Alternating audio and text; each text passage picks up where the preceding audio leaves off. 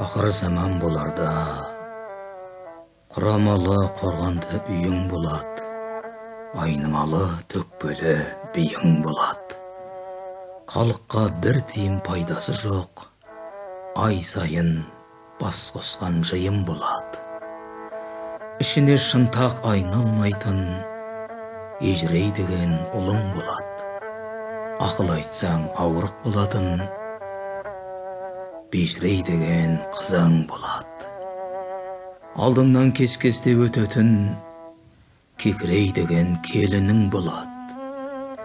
Ішкенің сары су болады, берсең итіңді ішпейді. Бірақ адам оған құмар болады. Домалақ түймедей дәрің болады. Жастарға билігі жүрмейтін кәрің болады. Ертеңіне сенбейтін күнің болады. Бетіңнен алып түсетін інің болады. Алашы бар тілің болады, дүдәмәлдау дінің болады. Әйелің базаршы болады, еркегің қазаншы болады. Бұқараны құмылады, төрткіл дүниені су алады. Өлімің қойдай болады, садақаң тойдай болады. Түйең бұлан болады, жылқың құлан болады. Сиыр пұл болады, қатын би болады.